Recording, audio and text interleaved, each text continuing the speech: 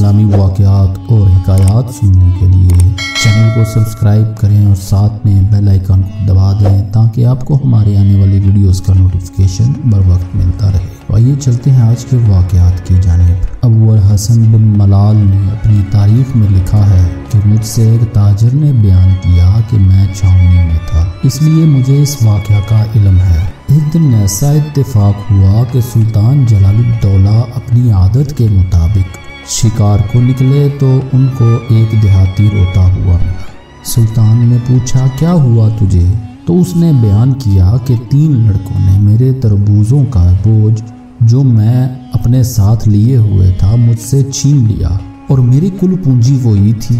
سلطان نے اس کو کہا کہ تو لشکر میں چلا جا، وہاں ایک سرخ رنگ کا کبا ہے، اس کے پاس بیٹھ جا اور شام تک بیٹھے رہنا، میں واپس آ کر تجھے بے فکر کر دوں گا۔ جب سلطان شکار سے واپس ہوئے تو اپنے بعض ملازمین سے کہا کہ مجھے تربوز کی خواہش ہے، لشکر میں اور خیموں میں تفتیش کرو اگر کچھ مل جائے۔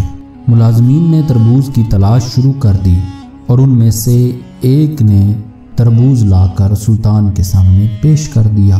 سلطان نے پوچھا کہ یہ تم نے کس کے پاس دیکھا؟ تو اس ملازم نے بتایا کہ فلاں حاجب کے خیمے میں تھا، تو حکم دیا کہ اس کو حاضر کرو۔ جب وہ حاجب حاضر کیا گیا تو سلطان نے اس سے کہا کہ یہ تربوز کہاں سے آیا ہے؟ تو اس نے عرض کیا کہ کچھ لڑکے لائے تھے۔ سلطان نے حکم دیا کہ فوراً ان کو حاضر کرو۔ جب وہ حاجب گیا اور اس نے محسوس کر لیا کہ بات سخت ہے تو اس نے لڑکوں کو قتل کے خوف سے بھگا دیا اور واپس آ کر کہا کہ کسی طرح لڑکوں کو سلطان کی طلبی کا علم ہو گیا، تو وہ بھاگ گئے۔ سلطان نے حکم دیا کہ دیہاتی کو حاضر کرو، وہ حاضر کیا گیا۔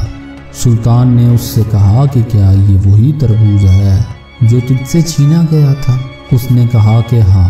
تو حکم دیا کہ اس کو لے لے، اور یہ حاجب ہمارا غلام ہے اور ہم اس کو تیرے سپرد کرتے ہیں اور تجھے بخشتے ہیں، جبکہ اس نے ان لڑکوں کو حاضر نہیں کیا جنہوں نے تیرے تربوز چھینے تھے، اور خدا کی قسم اگر تو نے اس کو چھوڑ دیا تو میں تیری گردن اڑا دوں گا۔ تو دیہاتی نے اس حاجب کا ہاتھ مضبوطی سے پکڑ لیا اور باہر لے آیا۔ اب حاجب نے اپنی ذات کو آزاد کرانے پر اس سے 300 دینار پر معاملہ طے کر لیا۔ پھر وہ دیہاتی سلطان کی خدمت میں آیا اور کہا کہ اے سلطان، جو غلام آپ نے مجھے ہبہ کیا تھا میں نے اس کو 300 دینار میں بیچ دیا۔ سلطان نے پوچھا کہ تو اس سودے پر خوش ہے؟ اس نے اقرار کیا تو فرمایا اچھا، قیمت اپنے قبضے میں لے کر سلامتی سے رخصت ہو جا۔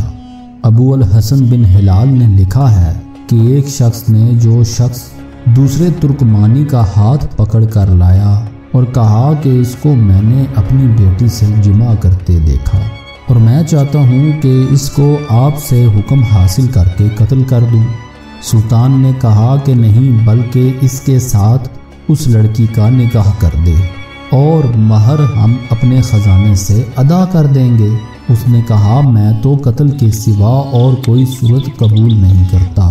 سلطان نے حکم دیا کہ تلوار لاؤ، تو تلوار حاضر کی گئی۔ سلطان نے اس تلوار کو میان سے نکالا اور باپ سے کہا کہ آگے آؤ، اور وہ تلوار اس کو دے دی اور اپنے ہاتھ میں میان سنبھال لی اور اس سے کہا کہ اس تلوار کو میان میں داخل کرو۔ تو جب بھی وہ میان کے منہ پر لا کر تلوار اس میں داخل کرنا چاہتا، سلطان اس میان کا منہ ہٹا دیتے جس سے وہ تلوار کو میان میں داخل نہ کر سکتا۔ اس نے کہا حضور آپ چھوڑتے ہی نہیں کہ میں اس میں داخل کروں۔ سلطان نے فرمایا یہی معاملہ اپنی بیٹی کا سمجھ، اگر وہ نہ چاہتی تو یہ اس کے ساتھ کیسے جمع کر سکتا تھا؟ اس لیے اگر اس فعل کی سزا میں تو قتل ہی کرنا چاہتا ہے تو دونوں کو قتل کر۔ یہ بات اس کی سمجھ میں آ گئی۔ پھر نکاح پڑھنے والے کو بلا کر نکاح کرا دیا گیا اور مہر سلطان نے اپنے خزانے سے ادا کیا۔ تاریخی واقعات میں ایک عجیب واقعہ نقل کیا گیا ہے۔ ایک امیر آدمی ایک قریہ میں وارد ہوا، اس کو بال بنانے والے کی ضرورت محسوس ہوئی جو اس کے بال ٹھیک کر دے۔ وہ امیر آدمی خود تنہا اس کے پاس آیا اور کہا کہ میں اس فلاں امیر شخص کا حاجب ہوں جو تمہاری بستی میں آیا ہے۔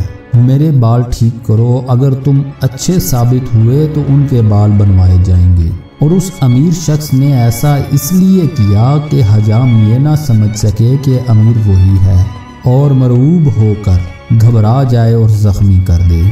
علامہ ابن جوزی رحمۃ اللہ علیہ کہتے ہیں کہ یہ حکایت میں نے ابن عقیل کی تحریر سے نقل کی ہے کہ ایک ہاشمی منصور کی خدمت میں آیا۔ منصور نے اس کو اپنے قریب لانا چاہا اور اس کو خاصہ شاہی میں شریک کرنا چاہا اور فرمایا کہ قریب آ جاؤ۔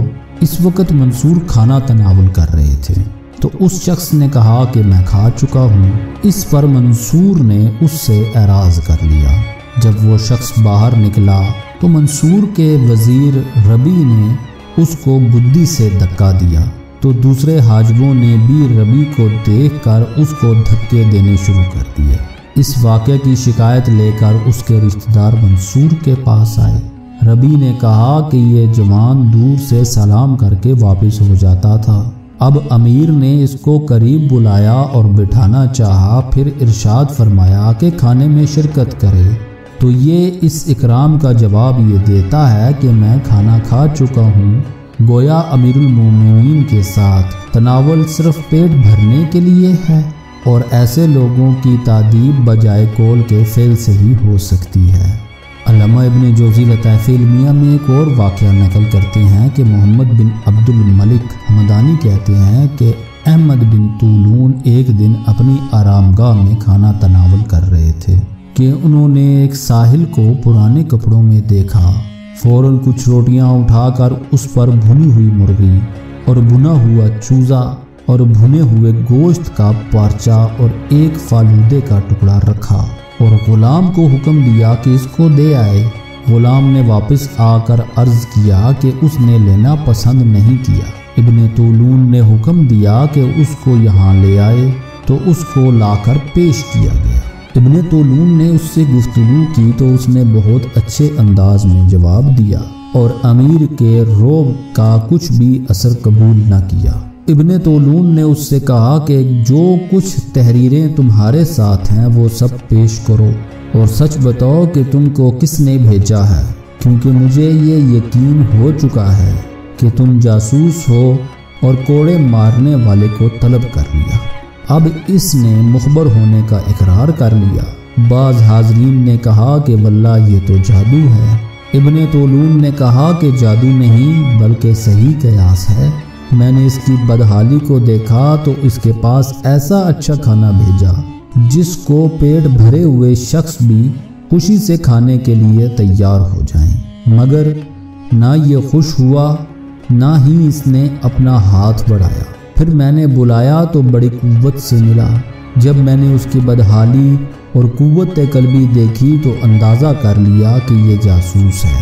ابن طولون کا ایک اور واقعہ ذکر کیا جاتا ہے۔ کہتے ہیں کہ ایک دن ابن طولون نے ایک حمال کو دیکھا جو صندوق سر پر اٹھائے جا رہا تھا، مگر اس کے نیچے اس میں بے چینی محسوس ہوتی تھی۔ ابن طولون نے کہا کہ اگر یہ بے چینی بوجھ کے بھاری ہونے کی وجہ سے ہوتی تو اس حمال کی گردن پھولتی، اور میں گردن کو اصل حالت میں دیکھ رہا ہوں تو اس اضطراب کی وجہ صرف اس خبر کا خوف ہو سکتا ہے جو یہ سر پر اٹھائے ہوئے ہے۔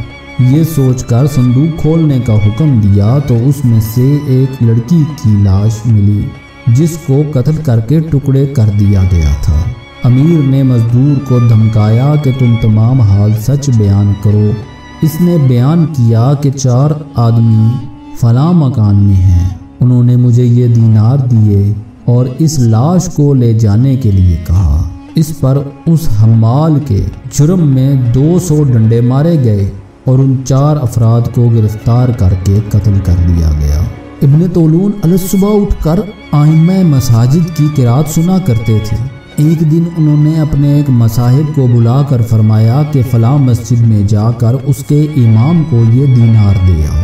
یہ مصاحب کہتا ہے کہ میں گیا اور امام صاحب کے پاس بیٹھ کر سلسلہ گفتگو میں اس کو بے تکلف کر لیا، یہاں تک کہ اس نے اپنی پریشانی کا تذکرہ کیا کہ اس کی بیوی کو پیدائش کے درد کی تکلیف ہے اور اس کے ضروری سامان کے لیے میرے پاس کچھ نہیں ہے۔ اسی لیے آج نماز میں بھی کئی مرتبہ قرات میں غلطی ہوئی۔